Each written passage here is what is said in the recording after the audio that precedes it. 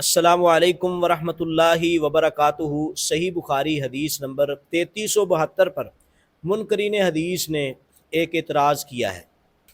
جس ٹکڑے پر منکرین حدیث کا اعتراض ہے وہ یہ ہے، وَيَرْحَمُ اللَّهُ لُوطًا لَقَدْ كَانَ يَأْوِي إِلَىٰ رُكْنٍ شَدِيدٍ۔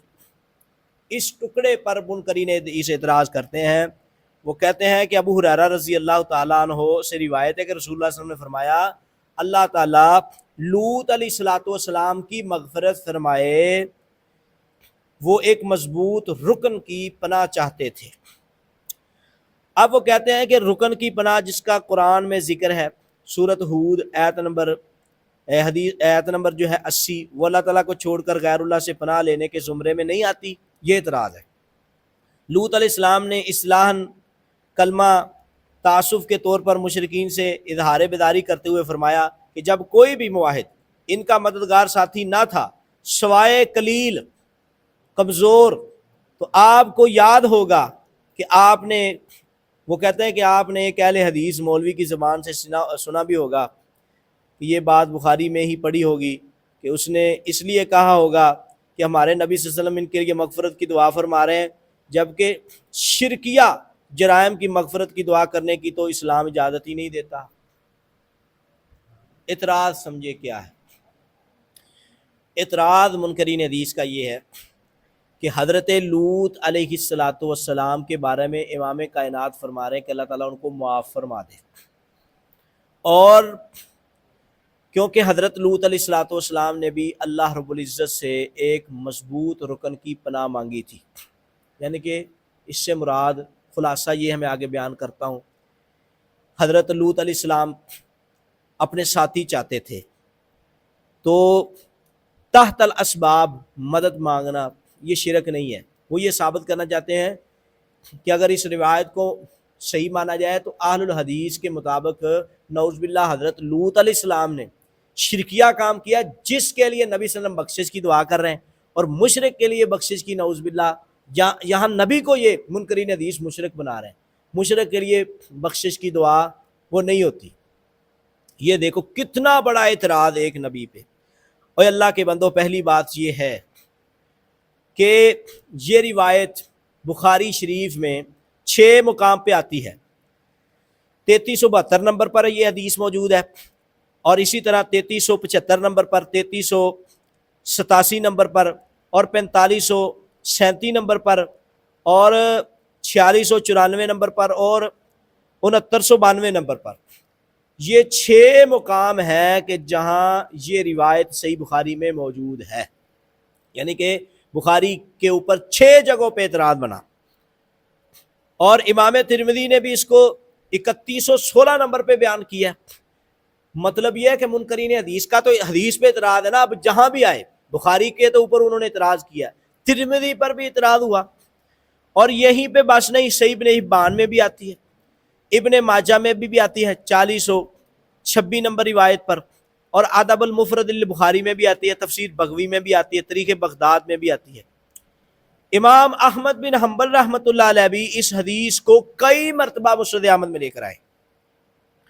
اور اسی طرح اب اتنی حدیث کی کتابوں سے یہ بات معلوم ہوتی ہے کہ یہ روایت بالکل صحیح ہے، اور امام بخاری کی پیدائش سے پہلے یہ حدیث دنیا میں صحیح سند سے موجود تھی، کیونکہ امام احمد بن حنبل جو ہے رحمہ اللہ تعالی وہ امام بخاری سے پہلے کے ہیں اور ان کے استاد ہیں، انہوں نے بھی اپنی مسند احمد میں اس حدیث کو نقل کیا ہے۔ تنبیہ، اب مسئلہ یہ ہے کہ جو یعنی کہ حضرت لوط علیہ الصلوۃ والسلام نے اللہ تعالیٰ سے یہ امید کی تھی، رکن شدید سے مراد یعنی کہ تحت الاسباب اپنے ماننے والے، اپنے قوم میں سے اور اپنی اولاد میں سے لوگ مانگتے تھے کہ میری بھی اولاد ہوتی، تو یہ تحت الاسباب اس کی خواہش کرنا یہ شرک نہیں ہے، یعنی کہ بھی وہ میری اولاد میرا ساتھ دیتی، یعنی کہ بندہ دعا تو کرتا ہے۔ حضرت ابراہیم علیہ الصلوۃ والسلام نے بھی تو کہا تھا ربی حب لی من الصالحین، یعنی کہ جب نیک اولاد ہوگی ساتھ تو وہ ایک سہارا بنے گی، اور تحت الاسباب مدد مانگی جا سکتی ہے، جیسے ہم ایک دوسرے سے مانگتے ہیں، جیسے اسلام والوں کے لیے چندہ اکٹھا کرتے ہیں، مدارس کے لیے کرتے ہیں، اور غریبوں کے لیے کرتے ہیں. تحت الاسباب مدد مانگنا غیر اللہ سے یہ تو جائز نکلتا ہے. بغیر اسباب کے بندہ یہاں بیٹھا ہے, بزرگ فوت ہو گیا, اب کوئی یہ یعنی کہ مجھے پتر دے دے, مجھے دی دے دے, مجھے فلاں دے دے, یہ حرام ہے, یہ شرک ہے. تحت الاسباب مدد تو صحابہ کرام رضوان اللہ علیہ مجمعین, جہاں محمد رسول اللہ کا تذکرہ ہے وہاں محمد صحابہ کا بھی تذکرہ ہے. جنگ غزوہ بدر ہوئی, خندق ہوئی, حنین ہوئی, نبی صلی اللہ علیہ وسلم نے اکیلے تو نہیں کی, صحابہ ساتھ تھے اور فرشتوں کی صورت میں اللہ کی مدد ساتھ تھی. اب اس بات کی تائید, اوے منکرین حدیث ادھر دیکھو, آپ توجہ کیجئے, اس بات کی تائید تو قرآن بھی کرتا ہے. جو بخاری کے الفاظ ہیں وہ تو قرآن میں بھی آتا ہے. وہ کیا ہے؟ قرآن مجید میں اللہ تعالیٰ فرماتے ہیں سورۃ ہود کی آیت نمبر 80 میں, لو ان لی بکم قوۃ او آوی الی رکن شدید. ترجمہ ہے کاش میرے پاس تم سے مقابلہ کی قوت ہوتی یا میں کسی طاقت و سہارے کی پناہ لے سکتا. اب بتاؤ, یہ قرآن کی آیت بھی ہے, قرآن پہ بھی یہ اعتراض کرو گے؟ اور تدبر قرآن کا مصنف امین احسن اصلاحی یہ ہے بھی, اس کو میں کیا کہوں, گالی نہیں دیتا, منکرین حدیث پرلے درجے کا جاہل آدمی ہے یہ, جس نے لوگوں کو حدیث کے اوپر گمراہ کیا ہوا ہے. لوگ اس کی کتابیں پڑھ کے یعنی کہ فرائی ہے یا امین احسن اصلاحی ہے, یہ بات ذہن میں رکھو, یہ بہت بڑے حدیث کے انکاری ہیں, جن کا تو دن رات مقصد ہی کتابوں کا یہ ہے کہ نعوذ باللہ رسول اللہ کی ذات تو ویسے آئی ہوئی ہے.